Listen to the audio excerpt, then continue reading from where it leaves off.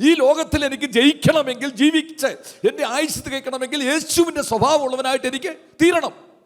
കാരണം ഈ ലോകത്തിലെ പ്രശ്നങ്ങളെല്ലാം തീർത്തിട്ട് നമുക്ക് മുന്നോട്ട് പോകാൻ പറ്റൂ? ഞാൻ ചോദിക്കട്ടെ, ഈ ലോകത്തിലെ ഇരുട്ടെല്ലാം കൂടെ മാറിയിട്ട് നമുക്ക് പോകാമെന്ന് വിചാരിച്ചാൽ പറ്റൂ? സ്വത്രം. പണ്ടൊരാൾ കടലിൽ കുളിക്കാൻ ചെന്നപ്പം തിരയാ എന്ന് വിചാരിച്ചു. 2 ദിവസം കഴിഞ്ഞിട്ട് വന്ന് തിര മാറുമെന്ന് വിചാരിച്ചു. 2 ദിവസം കഴിഞ്ഞ് വന്നപ്പോഴും എന്താ എന്നാൽ വിചാരിച്ചു ഗാന്ധി ജയന്തിയുടെ ദിവസത്തിൽ തിര കാരണത്തില്ലെന്ന് വിചാരിച്ചു. ഗാന്ധി ജയന്തിയുടെ ദിവസം വന്നപ്പോഴും എന്തോ ഉണ്ട്, കടലാണ്, തിരയുണ്ട്. നീ വിശ്വാസത്തോട് കാലെടുത്ത് അല്പമെങ്കിലും ഇറങ്ങാൻ തയ്യാറായെങ്കിൽ നിനക്ക് ജയിക്കാൻ കഴിയത്തുള്ളൂ.